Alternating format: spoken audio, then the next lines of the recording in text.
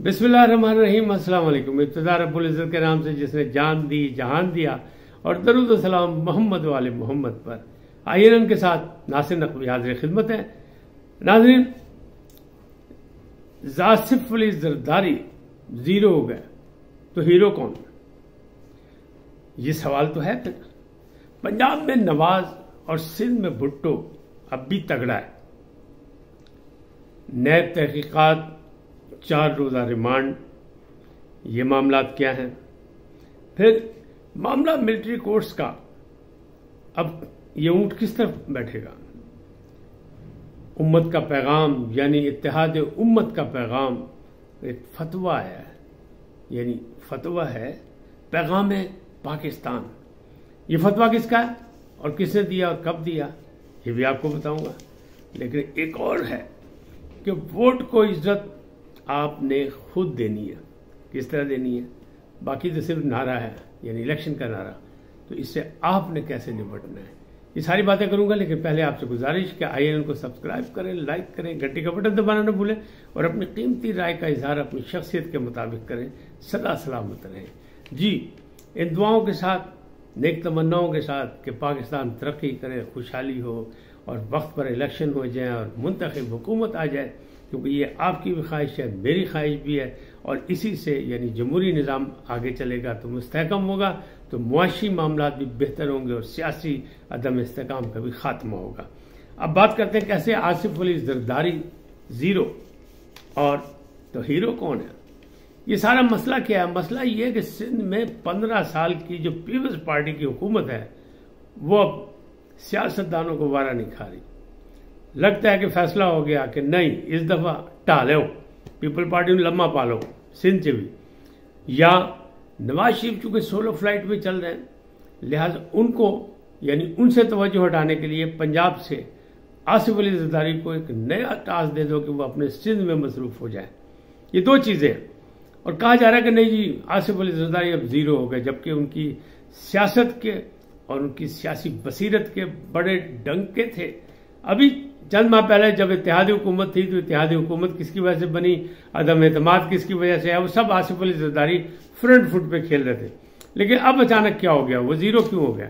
Zero इस तरह हो गया कि लाडले की जगह अनोखा लाडला आ गया, इल्जाम है। अब क्या होगा, ये तो इलेक्शन में आपने फैसला करना है वोट से कि आपका भी वो लाडला है कि नहीं है। लेकिन वो किसका लाडला है?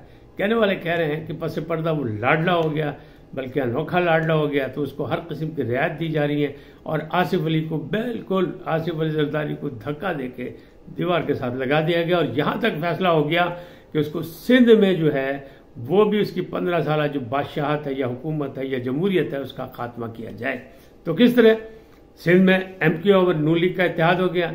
अब वो जो है वो जो है अपना पीर पगाड़ वाली पार्टी जीटीए, उससे भी कहते हैं इत्तेहाद और सीट एडजस्टमेंट होने वाली है। बाकी भी जेयूआई को भी वहां पे घेरा जा रहा है कि जनाब आपकी यहाँ पे बड़ी है, कराची में भी आपकी है अक्सरियत, तो क्यों ना उससे निपटा जाए, ताकि लब्बैक से भी, तहरीक लब्बैक से भी निपटा जाए।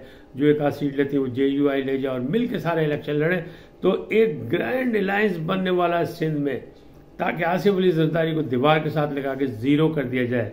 लेकिन सवाल फिर वही का वही है कि अच्छा, आसिफ अली जरदारी यानी पीपल्स पार्टी, बिलावल भुट्टो जरदारी और उनके सारे एहलो अयाल समझ लें या अहल खाना समझ लें या उनकी पार्टी के अफराद समझ लें कि वो सब जीरो, तो फिर हीरो कौन? हीरो जनाब ढूंढना पड़ेगा। फिर अचानक जो हीरो निकलेगा उसकी हुकूमत ही चलेगी कि अचानक आप इकट्ठे होकर चूचू का मुरब्बा बनाए, सांझे की हांडी पकाएं और उसमें आप हीरो ढूंढ लेंगे, तो हीरो नहीं।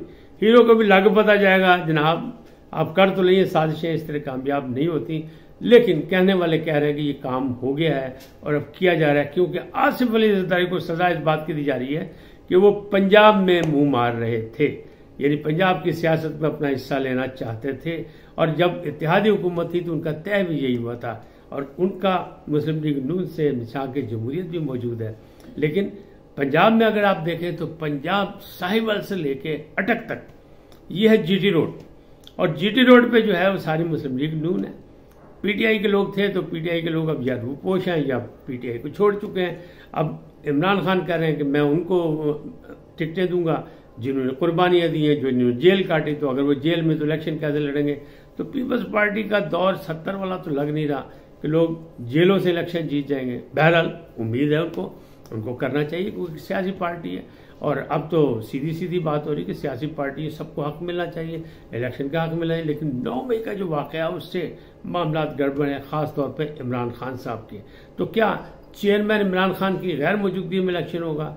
तो इमरान खान ने ये पैगाम जेल से दिया है कि जनाब मेरे बगैर भी जिसको हम टिकटें देंगे वो जीतेगा, क्योंकि सब चेयरमैन है, सभी इमरान खान है, पीटीआई का हर कारकुन इमरान खान है, तो वो इलेक्शन जीतेगा और मेरे नामजद लोग इलेक्शन जीतेंगे। लेकिन सवाल यही होगा, क्या उनकी इलेक्शन मुहिम चलाई जा सकेगी? क्या उन पर उसी तरह पैसे खर्च किए जा सकेंगे जैसे माजी में किया खर्च किया? तो कौन खर्च करेगा, कैसे खर्च करेगा, और पार्टी की क्यादत कौन करेगा? क्या शाह महमूद आ जाएंगे बाहर साइफर केस से रिहा होकर आ जाएंगे, सजा काट के आ जाएंगे, या वो जेल से इलेक्शन लड़ेंगे, या जेल से क्यादत करेंगे? तो अगर वो जेल से क्यादत करेंगे तो इमरान खान भी जेल में मौजूद है, फिर अभी वो भी जेल में, जो उनके सदर हैं परवेज इलाही वो भी सदर हैं इलेक्शन वहीं एडियाला में जेल में मौजूद हैं। तो कौन उनकी क़यादत करेगा? कहने वाले कह रहे हैं कि शाह महमूद कुरैशी या परवेज इलाही जो है वो जेल में से बाहर आ जाएंगे इलेक्शन से पहले पहले और ये क़यादत करेंगे। अच्छा, वो कर ले, ठीक है, बिल्कुल होना चाहिए।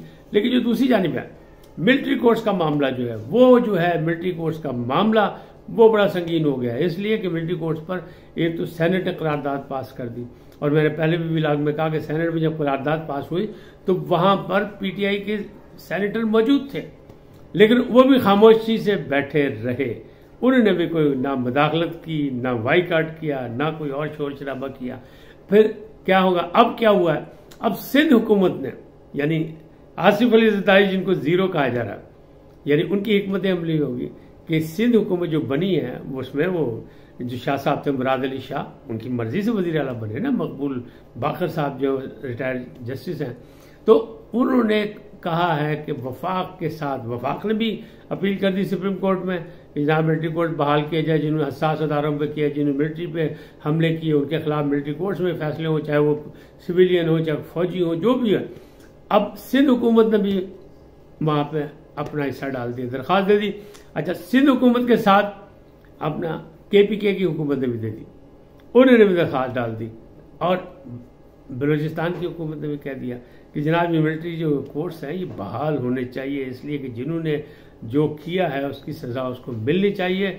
और सुप्रीम कोर्ट ने भी ये कहा है, ये काजी साहब ने कहा है कि अगर फैजाबाद धरना केस में जो फैसला हुआ तो उस पर अमल दरामद कर लिया जाता तो 9 मई का वाक़या कभी पेश न आता। इसलिए अब ये चीज़ सब महसूस कर रहे हैं कि कोई सख्त फैसला होना चाहिए, कोई बड़ा फैसला होना चाहिए, ताकि मुस्तकबिल की पेशबंदी की जा सके, मुस्तकबिल में ऐसे कोई वाक़यात न हो जो कौमी सलामती को नुकसान पहुंचा सके। इसलिए मिलिट्री कोर्ट्स की बहाली के लिए सब तरफ से कहा जाए कि अपना वो जो कालादम करार दी गई है सुप्रीम कोर्ट की तरफ से, उस पर नजरसानी की अपीलें आ गई, दरखास्त आ गई कि नहीं उन्हें बहाल किया जाए, उस फैसले को कालादम करार दे दिया जाए। तो ये मामला भी चल रहे हैं। अच्छा, अब नैब ने जो है वो 10 दिन का मांगा था रिमांड, किसका? खान आजम खान इमरान खान साहब का नैब ने मांगा था, लेकिन उसकी मुसलसल जो है तहकीकात हो रही हैं और रिमांड जो दिया गया है वो 4 दिन का दिया अदालत ने। और नैब ये कह रही है अब हमारी मर्जी कि हम अडियाला जेल में इनकी तहकीकात करें या हम नैब ऑफिस में ले जाएं। एक और जो अच्छी बात हुई वो यूं हुई कि उलमा इकराम मशाइख ने सिपा सालार से मुलाकात की है और सिपा सालार ने उनकी खिदमात को सराहा, क्योंकि उन्होंने एक फतवा दिया है पैगाम पाकिस्तान, यानी उम्मत को इकट्ठा करने के लिए, कौमी यकजहती की बात की। उनके जो लोग इंतशार पैदा कर रहे हैं मुख्तलिफ फलसफे से, बिल अगर या दूसरे जितने भी हैं ममलकत को नुकसान पहुंचाए जा रहे हैं, वो ममलकत के दुश्मन हैं, उनके खिलाफ एक फतवा आया कि नहीं, सब एक हो जाए पाकिस्तान के लिए, इस रियासत के लिए, इस धरती के लिए, इसकी तरक्की के लिए, इसकी खुशहाली के लिए, इसके अवाम के लिए सब इकट्ठे हो जाएं। उसके लिए एक उलमा और मशाइख ने एक फतवा दिया है पैगाम पाकिस्तान, जो इत्तेहाद उम्मत का पैगाम है, उनका दावा ये। और वो ये कह रहे हैं, तमाम उलमा खुश हैं कि सिपा सालार ने हमारी पजीराई की है कि आप लोगों की सोच पॉजिटिव है और इस वक्त ममलकत को आप जैसे मुस्बत रवैयों की जरूरत है। तो आज इतना ही, फिर मिलेंगे नए मौजू के साथ। जाते जाते आपसे दरखास्त, आइए इनको सब्सक्राइब करें, लाइक करें, घंटी का बटन दबाना न भूलें और अपनी कीमती राय का इजहार अपनी शख्सियत के मुताबिक करें। सदा सलामत रहें। अल्लाह निगहबान।